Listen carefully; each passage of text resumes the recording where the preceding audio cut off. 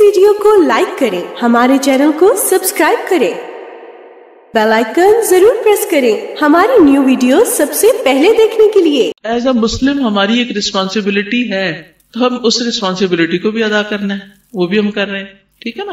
اور اس کے بعد یہ ہے کہ ہم بچوں کے سامنے ایک رول ماڈل بھی ہیں۔ آپ انہیں جتنی چاہیں کتابیں پڑھا دیں، لیکن وہ کس کو دیکھتے ہیں؟ وہ ٹیچر کو دیکھتے ہیں، کس کو فالو کرتے ہیں۔ مجھے اچھی طرح یاد ہے جب میں چھوٹی تھی، پرائمری اسکول میں تھی، میں اور میری بہن دونوں گھر آ کر گھنٹوں اسکول کی باتیں، میری امی تنگ آ جاتی تھی کہ بس کر دو، اسکول ہی کی باتیں، ٹیچر نے یہ کیا، فلاں لڑکی نے کیا، فلاں نے ایسا کیا، فلاں نے ایسا کیا، چھٹی کے وقت یہ ہوا، آج یہ ہوا، آج یہ ہوا، سارا وقت۔ ہو سکتا ہے آپ کے بچے بھی کرتے ہوں، یا ہو سکتا ہے آج کے بچوں کے ٹرینڈ بدل گئے ہوں، لیکن کم و بیش کچھ نہ کچھ یہی ہے کہ وہ ضرور ڈسکس کرتے ہیں۔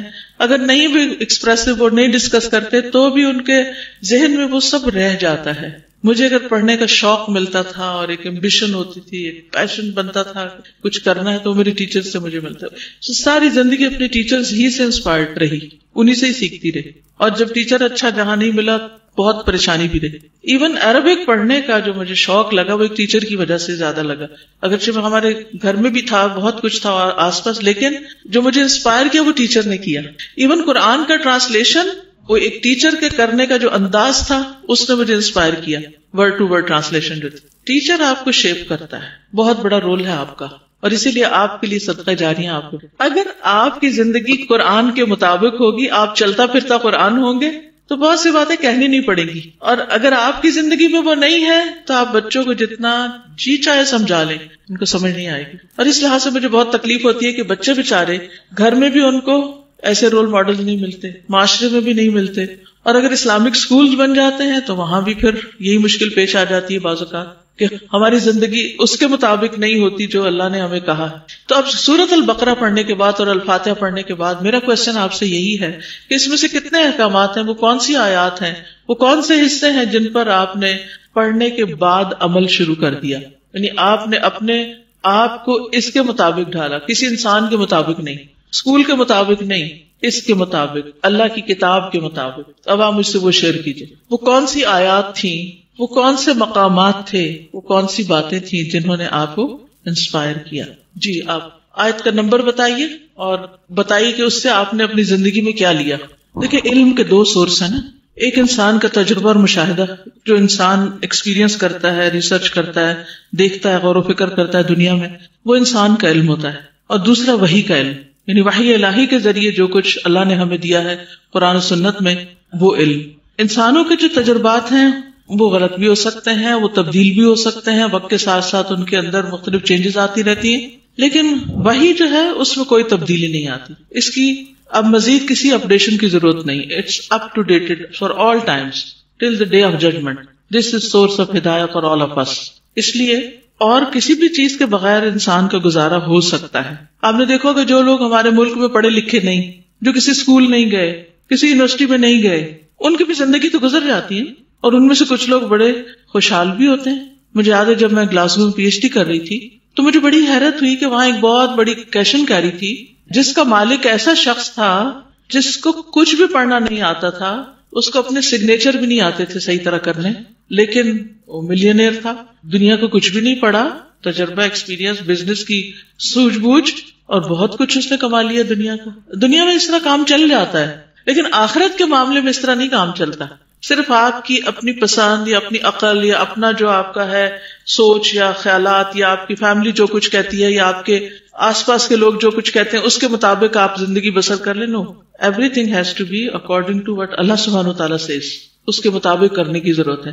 ہم اس کو نہیں چینج کر سکتے، ہمیں اس کے مطابق چینج ہونا ہے۔ We have to change our self, we can not change the text of Quran. ہم اس میں کچھ داخل نہیں کر سکتے، جو کوشش کرے گا وہ خود ہی مار کھائے گا۔ اور آیت کوئی یہ بتائیے کہ آپ لوگوں نے ترجمہ یاد کیا تھا، ٹرانسلیشن؟ تو اس سے کچھ فائدہ ہوا کہ آپ کو کچھ عربک ریڈنگ میں، اور جب قرآن کی تلاوت کرتے ہیں تو کچھ چیزیں سمجھ آتی ہیں، کچھ لفظ سمجھ آتے ہیں؟ اوکے، چلیے میں ایک آیت آپ سے کوئی پوچھتی ہوں، اس کا مطلب بتائیے۔ پوچھ لو، اجازت ہے؟ اچھا یہ بتائیے، سورۃ فاتحہ سے شروع کر لیتے ہیں۔ سورۃ فاتحہ میں اللہ سبحانہ وتعالیٰ کے کتنے نام اور صفات ہیں؟ گن لیجیے، دیکھ لیجیے اور گنیے کتنے نام ہیں اللہ کے، کتنے صفات ہیں۔ الرحمن سے کیوں شروع کیا آپ نے؟ اللہ، وہ اس کا ذاتی نام ہے. اللہ کا نام یعنی سب قرآن میں سب سے پہلے خود اللہ کا نام ہی آیا الحمد للہ. پھر اس کے بعد رب، پھر اس کے بعد الرحمن، پھر الرحیم، پھر مالک. مالک ہو سکتا ہے لیکن راجح یہی مالک ہی ہے، مالک. ٹھیک ہے، کتنے ہو گئے؟ 5. ایک چھوٹی سی سورت کے اندر جس کی 7 آیتیں ہیں اس میں 5 نام ہیں اللہ کے. اللہ کے نام اس کی پہچان کرواتے ہیں. جب تک اللہ کی پہچان نہیں کوئی بھی چیز اپنے پرسپیکٹو میں نہیں، آؤٹ آف پرسپیکٹو. ہم کسی بھی چیز کے بارے میں کوئی بھی ہمارا ایکشن اور کوئی بھی چیز صحیح نہیں ہو سکتی جب تک ہم اس کو نہیں جانتے اور پہچانتے. تو اس صورت کے مطابق آپ نے اس کو کیا جانا؟ رب سے کیا جانا؟ رب کون ہے؟ کون ہے رب؟ خالق، مالک، مدبر. He is the creator and he is the owner and he is the sustainer and he is the nurturer. تو یہاں پر آپ دیکھیں رب، اور رب میں مدبر کا معنی بھی آتا ہے نا، جس نے ہر چیز کی پلاننگ اس نے کی، رائٹ. اور صرف ہماری نہیں کی، العالمین سب کی، پورے سب عالم کی، جتنے بھی عالم، پوری کریشن. الرحمن سے کیا بات پتہ چلتی؟ بہت مرسیفل ہے، اسی لیے تو ہم جی رہے ہیں. ورنہ جتنی ہم نافرمانیاں کرتے ہیں تو پکڑ کے ہمیں ادھر سے ادھر کر دے، جینے نہ دے. آپ کی آنکھوں کے سامنے آپ کے اپنے بچے یا اسکول کے بچے جب آپ کی بات نہیں سنتے، نہیں مانتے، آپ 10 دفعہ ایک بات کہتے ہیں وہ پھر بھی نہیں مانتے، تو پھر آپ کیا کرتے ہیں؟ اسکول میں تو کچھ پابندیاں ہیں کہ کچھ کر نہیں سکتے، تو گھر کے بچوں کے ساتھ کیا کرتے ہیں؟ کچھ ڈانٹ ڈپٹ کرتے ہیں، کچھ چیختے چلاتے ہیں، ہاں کبھی پٹائی کی، اس لیے کہ کوئی آپ کو یہاں پکڑنے والا نہیں. اگر آپ کینیڈا میں ہوتے تو پھر تو شامت آتی. خیر، اب آپ دیکھیے کہ تھوڑا سا کمپیرزن کیجئے. کیا ہم بچوں جتنی اس سے کم یا زیادہ اللہ کی نافرمانی کرتے ہیں؟ کیا جتنا ہم بچوں کی شامت لاتے ہیں ایک دن میں ہماری کوئی ایسی شامت آتی؟ نہیں. ہم مزے سے کھا رہے ہیں، پی رہے ہیں، اپنی مرضی کر رہے ہیں، بھاگ رہے ہیں، دوڑ رہے ہیں، سب کچھ کر رہے ہیں، ہمیں سب کچھ دیے چلے جا رہا ہے. ہم نماز پڑھیں کہ نہ پڑھیں، ہم ذکر کریں یا نہ کریں، قرآن پڑھیں یا نہ پڑھیں، اس کو ایون مانے یا نہ مانے، اس کے خلاف باتیں کریں یا اس کی تعریف کریں، کیا وہ رزق چھین لیتا ہے فوراً؟ کیا وہ زبان کاٹ دیتا ہے ہماری؟ نہیں. تو یہ اس کی رحمت. تو رحمان میں جو رحمت ہے وہ عام ہے، ہر چیز کے اوپر وہ چھائی ہوئی. لیکن الرحیم میں جو رحمت ہے وہ کس قسم؟ خاص. رحمان میں رحمت عام ہے اور رحیم میں رحمت خاص ہے. اور یہ خاص کس کے لیے؟ اس کے خاص بندوں کے لیے. ٹھیک ہے. مالک کون ہوتا ہے؟ اونر. اب دیکھیے کہ میں جب سورۃ فاتحہ پڑھتی ہوں نا نماز میں، تو جس وقت مالک کا لفظ بولتے ہوئے مجھے احساس ہو جائے نا کہ ہر چیز وہ اون کرتا ہے، تو میری کیفیت ہی بدل جاتی. جب مالک وہ ہے تو پھر اسی نے سب کچھ کرنا نا، وہی سب کچھ دے گا، اسی کا کنٹرول ہے، اسی کی اتھارٹی ہے. تو پھر انسان بندوں سے بے نیاز ہو جاتا ہے کیونکہ مالک وہ ہے. بندوں سے توقع نہیں رکھتا کیونکہ بندے مالک نہیں ہیں. یعنی آپ کے پاس جو کچھ ہے آپ اس کی مالک نہیں، وہ ٹیمپریریلی اللہ نے آپ کی کسٹڈی میں دے دیے، بچے دے دیے، گھر دے دیا، کچھ پیسے دے دیے، یہ ٹیمپریریلی آپ کے پاس ہے جب تک آپ زندہ ہیں. جس دن آپ فوت ہوں گے یہ سب ادھر چھوڑ کے خود چلے جائیں گے. جتنا مرضی رکھ لیں، جتنا مرضی کما لیں، جتنا مرضی اس کو سنبھال کے لاکس میں رکھتے جائیں، آپ کا ہے نہیں، بس جلدی ہی چلا جائے گا آپ کے ہاتھ. تو مالک کون ہے؟ مالک تو وہ ہے. جب مالک وہ ہے، میں نہیں، تو کسی کے پاس جو کچھ بھی ہے نا اس کا بھی اصل مالک وہ ہے. لہذا اگر وہ نہیں بھی دیتا نا، اس کا ارادہ اور اس کی مرضی ہوگی تو اسی سے آپ کو دلوائے گا. اور اگر اس کا ارادہ اور مرضی نہیں نا تو اپنے ماں باپ بھی نہیں دے سکتے، کوئی بھی نہیں دے سکتا. تو پھر ہماری پوری توجہ کس کی طرف ہو جاتی؟ مالک کی طرف. آپ دیکھیے کہ جیسے کوئی کسی گھر کا یا کسی جگہ کا مالک ہوتا ہے، ویسے کوئی کسی باغ کا مالک ہے، تو آپ کو اگر کوئی چیز چاہیے تو آپ کس سے بات کریں گے؟ سروینٹ سے. اچھا کچھ لوگ سروینٹ سے جا کے کرتے ہیں نا، وہ کیا کہتا ہے؟ مالک سے بات کرو، وہ کہے گا تو میں دے دوں گا. تو بس یہ دنیا میں بھی یہی ہو رہا ہے، مالک چاہتا ہے تو مل جاتی ہے چیز. تو پھر اصل میں تو مالک کے آگے سر جھکانا چاہیے نا، مالک سے مانگنا چاہیے، کیونکہ وہ ہر چیز اس کے کنٹرول میں ہے اور وہ دے بھی سکتا ہے، اس کو کسی سے پوچھنے کی ضرورت نہیں. اور پھر صرف دنیا کا نہیں، یوم الدین کا مالک بھی ہوا. یہ اور بھی زیادہ اسکیری بات ہے کہ یہاں دنیا میں تو اللہ نے ٹیمپریریلی ہمیں بھی کچھ کو ملکیت دی ہے، کچھ پیس آف لینڈ کی یا گھر کی یا بچوں کی یا کسٹڈی کسی چیز کی، کچھ چیزوں کی ہے ہم مالک. تو اس میں ہم اپنی مرضی کا بھی ہمیں اجازت دے دی، اچھا اپنی مرضی کر لو کچھ. لیکن قیامت کے دن تو الملک یومئذ للہ، دی اونلی مالک از اللہ، کوئی اور مالک نہیں ہے قیامت کے دن کا. تو واپس اس کی طرف جانا ہے نا. پھر سارا معاملہ کس کے پاس ہے؟ سارا اختیار کس کے پاس ہے؟ بخشش کس نے کرنی ہے؟ تو سب سے زیادہ ضروری کیا ہے اس دنیا میں پھر ہمارے لیے؟ اس کو راضی کر لیں، جانے سے پہلے غلطیوں کی معافی مانگ لیں، اس کی پسند کے کام کریں، بس اس کو کسی طرح راضی کر لیں. یہ ہماری الٹیمیٹ تمنا اور وش ہونی چاہیے کہ بس اس کے بغیر دنیا سے نہ جائیں کہ وہ ہم سے ناراض ہو، کیونکہ وہ مالک ہے. اب دیکھیے ہمارے ایک ٹپیکل گھرانے میں مالک گھر کا کون ہوتا ہے؟ ہسبینڈ ہوتا ہے نا. اگر عورت کی ملکیت ہو، مگر اللہ نے اس کو ایک طرح سے ملکیت کے وہ دیے، وہ اگر ناراض ہو، لیکن اس کے علاوہ آپ کے گھر میں بہترین فرنیچر ہے، آپ کے پاس ایکسپینسو کلوتھس ہیں، ہر چیز برانڈیڈ ہے، بہترین جیولری ہے، سب کچھ ہے، جاب ہے اچھی، آپ بہت کچھ کماتے ہیں، لیکن آپ کا ہسبینڈ آپ سے خوش نہیں، زندگی کیسی ہوتی ہے؟ کیسی ہوتی ہے وہ زندگی؟ سب کچھ ہے، لیکن جب آپ گھر جاتے ہیں وہ سیدھے وہ بات نہیں کرتے، آپ کہیں ہوتے وہ پوچھتا نہیں، کال نہیں کرتا، آپ کو بات کہتے ہیں وہ جواب نہیں دیتا، تو زندگی کیسے ہو جاتی ہے؟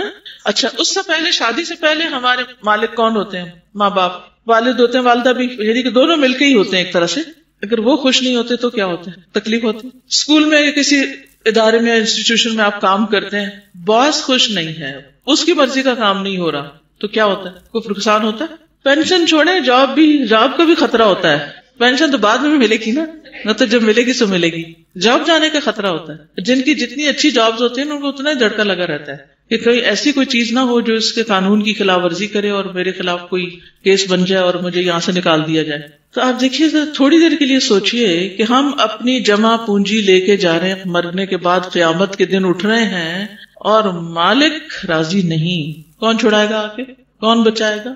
کہاں کوئی خوشی ہوگی کسی بھی چیز کی؟ نو وے.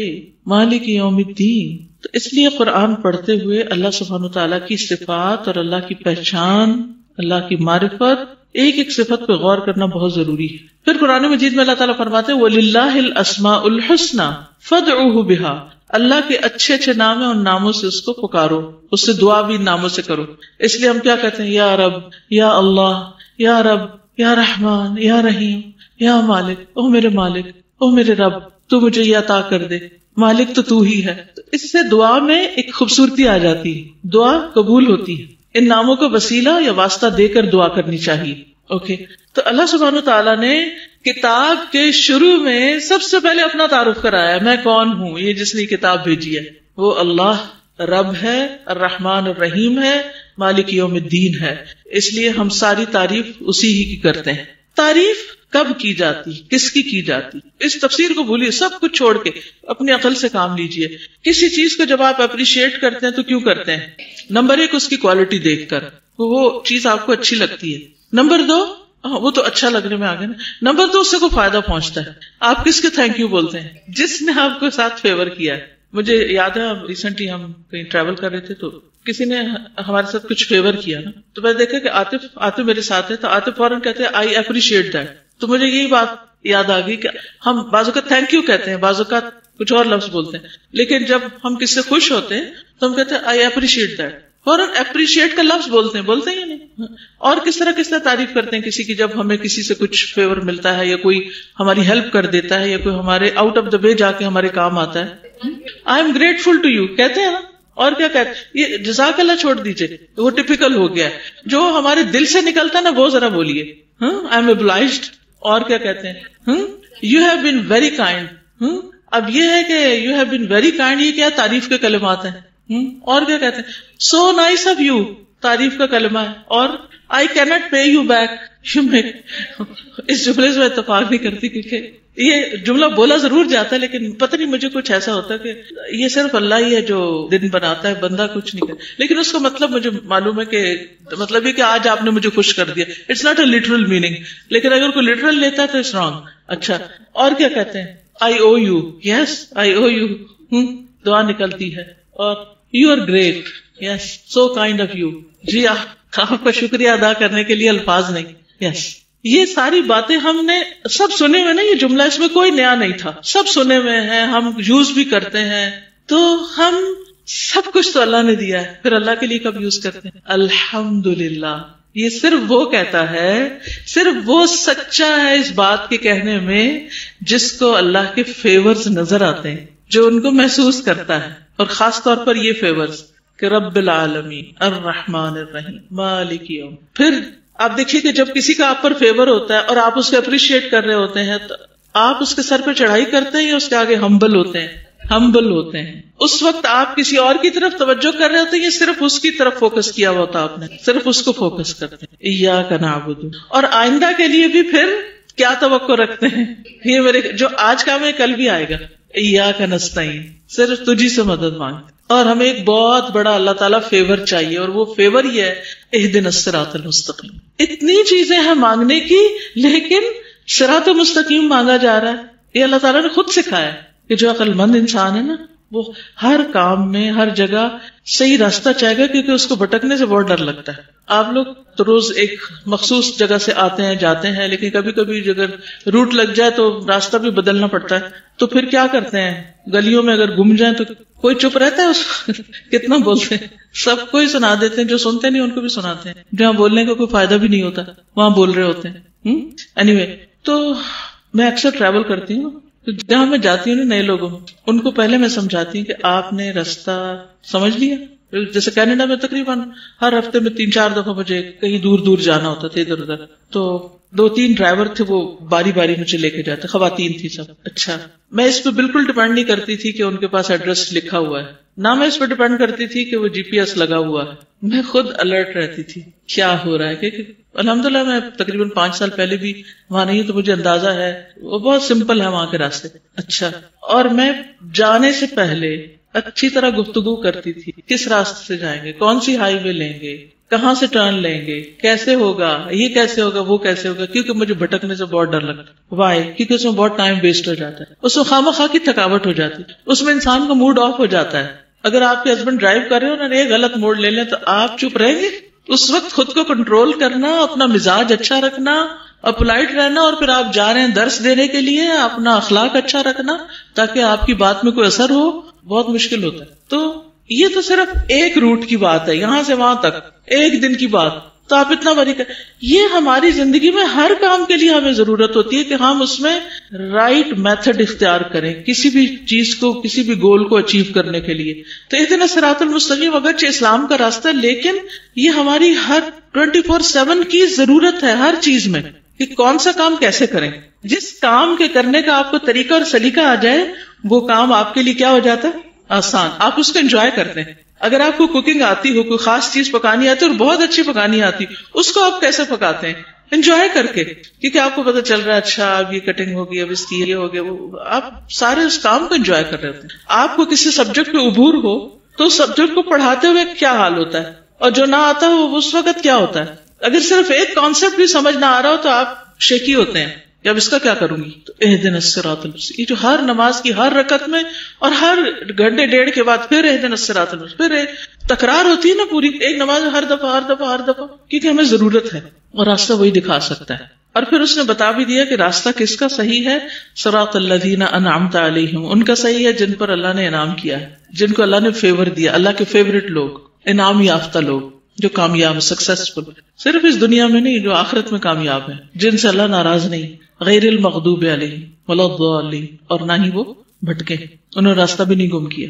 مرتے دم تک وہ صحیح کام کرتے رہے جو اللہ کی پسند کے تھے. یہ ہیں ایسے لوگ جن پہ اللہ کا انعام ہے, اللہ نے خاص فیور کیا, اللہ نے ان کو توفیق دی کہ وہ صحیح کام کرتے رہے. انہوں نے اللہ سے مانگا, اللہ نے ان کو دیا, اور وہ زندگی ایسی گزار کے گئے کہ جس پہ اللہ راضی ہو گیا. اب وہ کل جب اٹھیں گے قبروں سے تو کیا ہوگا, اللہ ان کو راضی خوش کر دے گا. دنیا کی زندگی کی حقیقت کیا بتائی گئی ہے؟ کیا ہے دنیا؟ مچھر کے پر برابر بھی نہیں ہے, ٹھیک ہے نا, اس سے بھی کم. ایک حدیث سے ہمیں پتہ چلتا ہے. آخرت کے مقابلے میں دنیا کیا ہے؟ پانی کا ایک قطرہ یا اس سے بھی کم. قطرہ بھی نہیں ہے, قطرے سے کم, کیونکہ سوئی کو جو لگتا ہے وہ قطرہ پورا نہیں لگتا, سوئی کو کم ہی لگتا ہے. اگر کسی قطرے میں سوئی آپ ڈبوئے نا تو باہر نکالے تو قطرہ بھی بچا ہوا ہوگا. جب دنیا کی میں کوئی بھی چیز دیکھتی ہوں نا, بڑی سے بڑی چیز, قیمتی سے قیمتی چیز, اچھی سے اچھی چیز, تو میں سوچتی ہوں مچھر کے پر جیسی, اس کے پیچھے اپنی آخرت خراب کرے, پھر وہ جنت کیا ہوگی. بس اتنی سی چیز کے لیے جو قطرے سے بھی کم ہے, اس کے لیے اپنا وہ سارا ریکارڈ خراب کر لے وہاں کا. تو یہاں سے پھر انسان کے اندر ایک سنجیدگی آتی ہے, اخلاص آتا ہے, امانت آتی ہے, سچائی آتی ہے, بہت سی چیزیں یہاں سے جنم لیتی ہیں. تو یہ اتنا بڑا ریمائنڈر ہے ہر نماز کے اندر کہ اگر ہمیں یہ سمجھ آ جائے تو بہت سی چیزیں سمجھ آ جاتی ہیں. اور یہاں انسانوں کی 3 کیٹیگریز کر دی گئی. ٹھیک ہے. اب آپ کچھ کہنا چاہے تو کہیے, پھر میں آگے کچھ چیزیں اور آپ سے شیئر کروں گی. میں نے کمنٹس کا سلسلہ اس لیے, ورنہ میرا پلان یہ تھا کہ آپ لوگ آیتیں لائیں گے اور پھر اس کے بارے میں آپ بتائیں گے مجھے کہ آپ نے کیا سیکھا, لیکن وہ آواز آپ کی ایفیٹ تک نہیں جاتی, اس لیے میں نے سوچا کہ چلے میں خود ہی ساتھ بات کر لوں. جی سوال کیجیے. دیکھیے میں ہمیشہ انسانوں کو انسان سمجھتی ہوں, ٹھیک ہے, کوئی ٹین ایج ہو, کوئی بچہ ہو, کوئی عورت ہو, کوئی مرد ہو, کوئی بھی ہو, کوئی کسی ملک کا پرائم منسٹر ہو یا کہیں جھاڑو لگانے والا شخص ہو, سب کے سب کون ہے؟ انسان ہے. انسان ہے نا, چاہے آج کے دور کا ہو یا آج کے بعد آنے والے دور کا ہو یا ہمارے سے پہلے گزرے ہوئے لوگ ہوں, وہ سب کیا ہے؟ انسان. یوتھ بھی انسان ہے, ان کے اندر بھی دل ہے انسان جیسا, ان کے اندر بھی عقل ہے جیسے کسی اور کے اندر ہے. اس میں فرق ضرور ہے, کسی کی زیادہ کسی کی کم ہے, لیکن ہے وہ سب انسان. ان کی ویکنیسز, ان کی ڈیزائرز, ان کی تھنکنگ کم و بیش ایک دوسرے سے ملتی جلتی ہے. جب آپ قرآن پڑھتے ہیں اور پچھلی قوموں کے حالات پڑھتے ہیں, اچھا یہ لوگ بھی ایسے تھے. ہم سمجھتے ہیں آج کے دور میں لوگ ایسے ہیں, انہوں نے پیغمبروں کی بات مان ہی نہیں دی. اچھا آج بھی لوگ نہیں مانتے دین کی بات, ماں باپ کی بات نہیں مانتے. ٹھیک ہے, تو یاد رکھیے کہ ان سب کے لیے جو گائیڈنس ہے وہ قرآن ہی میں ہے. یہ الگ بات ہے کہ ہمیں قرآن کو پڑھنا, سمجھنا اور ان کو کنوے کرنا نہیں آتا. میری نصیحت آپ کی نصیحت, میرا طریقہ آپ کا طریقہ, وہ اتنا فائدہ مند نہیں ہو. لیکن جس وجہ سے اللہ سبحانہ و تعالیٰ نے چیزوں کو ایکسپلین کیا, سمجھایا ہمیں, اگر یہ ہمیں سمجھ آ جائے نا, اسی چیز کو اگر ہم اپنے بچوں کے ساتھ شیئر کریں ہر روز, اگر اپنے وقت کے 10 سے 15 منٹ بھی آپ اپنے بچوں کے ساتھ ایک کمبائنڈ ڈسکشن سیشن رکھیں قرآن کے ساتھ, تو یہی چیز ان کو فائدہ دے گی. میں نے اپنی زندگی میں یہی کام کیا ہے, اپنے بچوں کے ساتھ بھی, دوسروں کے بچوں کے ساتھ بھی, اور اگر فائدہ ہوا ہے, کوئی نتیجہ نکلا ہے, اسی سے نکلا ہے. خالی میری باتیں کچھ حقیقت نہیں رکھتی. سب سے پہلی بات یہ کہ ہم انہیں انسان کے طور پر لیں. یہ مت سوچیں کہ وہ آج کے فتنوں میں پڑھ کے وہ بہت بگڑ گئے ہیں, یا کچھ نہیں ہے, وہ انسان ہے, ان کے اندر انسان جیسا دل ہے, اس کو اپروچ کریں. مثلا میں آج تک, اب تک, یعنی اب جیسے بیٹیاں تو بڑی ہیں, ان کی شادی ہوگی, اپنے اپنے گھروں میں چلے گئے, جو بھی جیسے جیسے ان کا طریقہ اپنے طریقے کے مطابق قرآن کے ساتھ لگے ہوئے ہیں. لیکن بیٹا ابھی تک میرے ساتھ ہے, تو میں اس کو, آج کل تو یہاں نہیں ہے, کینیڈا میں ہی ہے, لیکن یہاں ہوتے ہوئے بھی میں اپنی یہ ذمہ داری سمجھتی ہوں کہ اس کے ساتھ روزانہ قرآن کا کچھ حصہ ضرور پڑھوں. اور میں یہ بچپن سے کر رہی ہوں. پہلے میں نے اس کے ساتھ حدیث کی کتابیں پڑھی جب وہ چھوٹا تھا, بالکل چھوٹا سا تھا, ریڈنگ سیکھی تھی. تو یہ قال رسول اللہ کتاب ہے, یا حسن اخلاق ہے, یہ کس طرح کچھ اور کتابیں تھی چھوٹی چھوٹی حدیث کی, اسی سے پڑھواتی تھی. جیسے قال رسول اللہ, میں کہتی تھی اچھا یہ پڑھو عربی کی, تو مجھے نہیں عربی آتی, ان کو قرآن پڑھ لیا نا, قرآن کی ریڈنگ آتی ہے, اس کی بھی آ جائے گی, میں ہیلپ کروں گی, پڑھو. اچھا پڑھنا شروع کر دیا, اچھا اردو پڑھو, ٹوٹی پھوٹی پڑھتا تھا, کوئی بات نہیں, میں اس کی ہیلپ کرتی, اور اس کے نیچے انگلش بھی لکھی, انگلش پڑھو. اچھا میں کہتی اچھا پھر پڑھو, دیکھو اچھا کیا سمجھ میں آیا. یہ نہیں پوچھا کریں کیا سمجھ میں آیا, یہ مشکل کوشچن کرتی ہوں, یہ نہیں. پھر مجھے کوشچن کا انداز بدلنا پڑتا تھا, پھر اسی کے اندر سے کوئی چیز اٹھاتی تھی کہ یہ کیا ہے, تو اسی کے منہ سے نکلواتی تھی. اب شروع چکے ذرا تھوڑا ارلی ایج سے, کہ 8-9 سال سے شروع کر لیا. اس سے پہلے کچھ اور طریقوں سے کہانیاں سنانا, ساتھ چلانا, 6 سال کی 7 سال کی عمر تک ساتھ ہی رہا, یعنی بالکل کلوز, رات کو باتیں کر کے اس سے, پھر بک ریڈنگ, پھر اور اسی طرح کی چیزیں. لیکن جب تھوڑا بڑا ہوا تو پھر اس کے ساتھ قرآن شروع کیا. شاید آپ میں سے کچھ لوگوں نے دیکھا بھی ہو, جو رمضان میں ہمارا سیشن ہوتا تھا, تو ایسے ہی ہم بیٹھے ہوئے تھے, کر رہے تھے, تو کہتے کیوں نہ ہم فیس بک پہ شروع کر دیں. میں نے کہا کر لو, میرے تو کوئی مسئلہ نہیں. اسی وقت اس نے وہ لائیو کرنا شروع کر دیا, اور بالکل نیچرل انداز میں, کوئی بناوٹ نہیں, کچھ نہیں. اور ابھی تک وہ سلسلہ ہمارا الحمدللہ چل رہا ہے. اور اس میں میں کہتی تم تلاوت کرو, پڑھو, الحمدللہ اچھا پڑھ لیتے. پھر کہتی ہے اچھا پڑھو. پہلے تو انگریزی میں پڑھتا تھا, جو صحیح انٹرنیشنل ہے اسی میں سے پڑھاتی تھی. اب میں اسے کہتی ہوں کہ اب الحمدللہ چونکہ اس نے عربی کچھ سیکھ لی ہے, تو عربی کی تفسیر میں کہتی پڑھو اس میں سے. تو ایک عربی کی آیت, پھر اس سے عربی کی تفسیر, پھر جہاں چھوٹی موٹی غلطی ہوتی ہے اس کو بتاتی, یہاں یہ نہیں ایسے. پھر میں اس میں سے کوشچن کرتی. اب جیسے کل ایک آیت تھی سورۃ الانعام کی, اس میں تھا کہ یعلم ما تسرون وما تعلنون, تم جو ظاہر کرتے ہو, جو چھپاتے ہو, سب اللہ کو پتا ہے. تو اس کی جب اس نے تفسیر کی آیت پڑھی تو وہ تھوڑی اور الیبوریٹڈ تھی. تو میں نے کہا اچھا listen, do you believe in it, what do you mean. میں نے کہا ذرا ریڈ اٹ اگین. تو جب اس نے دوبارہ پڑھا اس کو, میں نے کہا کیا واقعی اللہ کو پتا ہے جو ہم چھپ کے کرتے ہیں, جو ظاہر کرتے ہیں. کہتا ہاں آف کورس. تو ڈو یو فیل اٹ. تو صرف ریئلائز کرانا ہوتا ہے. میں اس کی کوئی ایکسپلینیشن نہیں کرتی, کوئی لمبی کہانی نہیں سناتی. جہاں اس کو سمجھ نہیں آتی, جہاں مجھے لگتا ہے یہ تربیت کا نقطہ ہے, 1 یا 2 باتیں بس اٹھاتی ہوں, کوئی لمبی باتیں نہیں کرتی. لیکن قرآن ایک بابرکت کتاب ہے.